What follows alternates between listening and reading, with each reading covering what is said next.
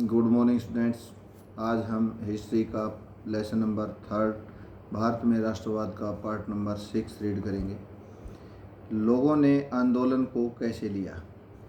आइए देखें कि सिविल जो नाफरमानी या सिविल सविनय अवज्ञा आंदोलन में शामिल विभिन्न सामाजिक समूह कौन कौन से थे, उन्होंने आंदोलन में हिस्सा क्यों लिया, उनके आदर्श क्या थे, उनके लिए स्वराज के क्या मायने थे, स्वराज का अर्थ उन लोगों के लिए क्या था। गांव में संपन्न किसान समुदाय जैसे गुजरात के पट्टीदार यानी जो लीज पर ज़मीन लेकर खेती करते थे, पट्टीदार थे, और उत्तर प्रदेश के जाट आंदोलन में सक्रिय थे। व्यावसायिक फसलों की खेती करने के कारण व्यापार में मंदी और गिरती कीमतों में से वो बहुत ही परेशान थे। व्यापार में मंदी थी और कीमतें गिरती जा रही थी, इस कारण से व्यावसायिक फसलों की खेती निराशपूर्ण होती जा रही थी, इसलिए वो लोग परेशान थे। जब उनकी नकद आय ख़त्म होने लगी तो वे उनके लिए सरकारी लगान चुकाना नामुमकिन हो गया। सरकार लगान कम करने को तैयार नहीं थी, चारों तरफ असंतोष था। संपन्न किसानों ने सविनय अवज्ञा आंदोलन का बढ़ चढ़कर समर्थन किया। उन्होंने अपने समुदायों को एकजुट किया और कई बार अनिच्छुक सदस्यों को बहिष्कार के लिए मजबूर किया।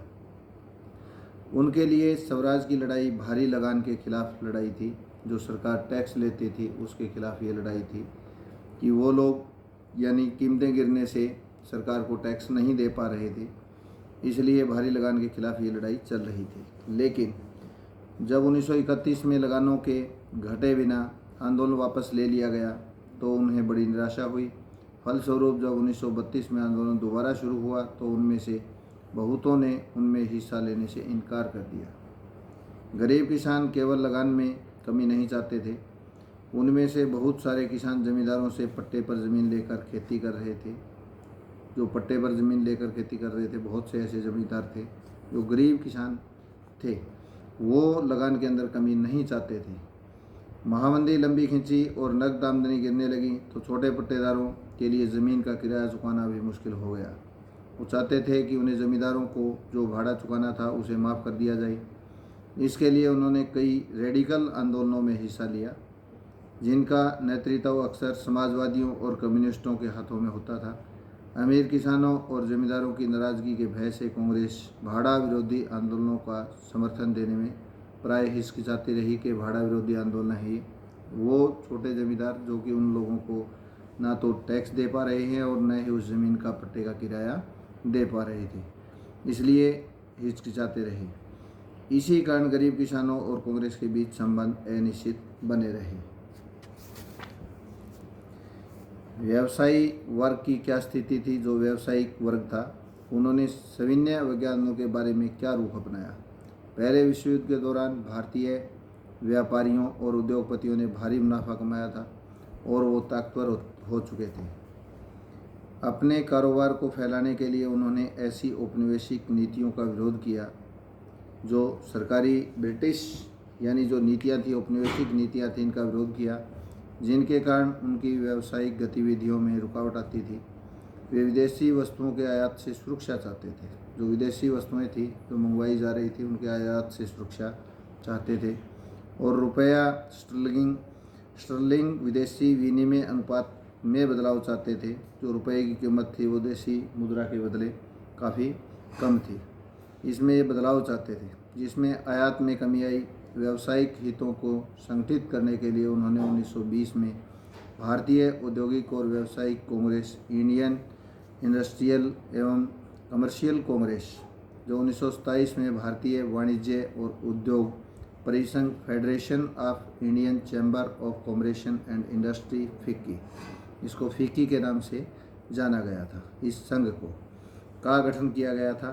पुरुषोत्तम दास ठाकुरदास और जी.डी. बिरला, घनश्याम दास बिरला जैसे जाने माने जो उद्योगपति थे के नेतृत्व में उद्योगपतियों ने भारी अर्थव्यवस्था पर औपनिवेशिक नियंत्रण का विरोध किया और पहले सिविल नाफरमानी आंदोलन का समर्थन किया। उन्होंने आंदोलन को आर्थिक सहायता दी और आयातित जो वस्तुएं थीं उनको खरीदने या बेचने से इनकार कर दिया। जो विदेशी वस्तुएं मंगवाई जा रही थी उनको ना वो खरीदेंगे और ना ही आगे बेचेंगे, इसका विरोध किया।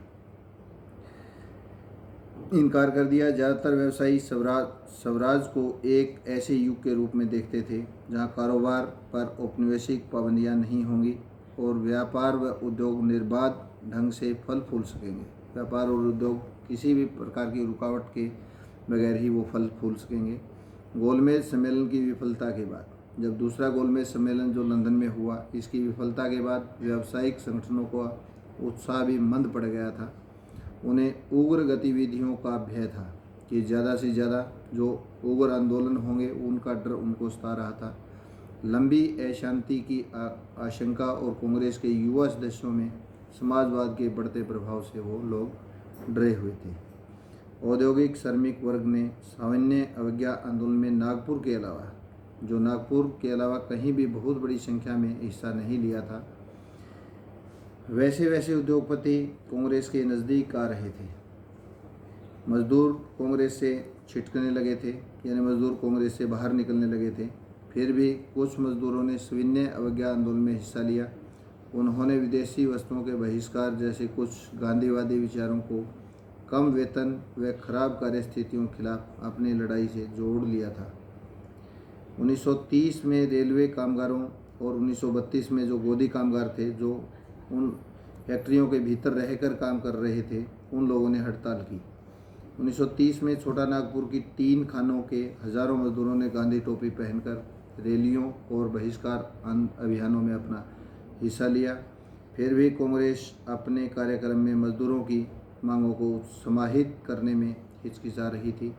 कांग्रेस को लगता था कि इससे उद्योगपति आंदोलन से दूर चले जाएंगे और साम्राज्यवाद विरोधी ताकतों में फूट पड़ जाएगी।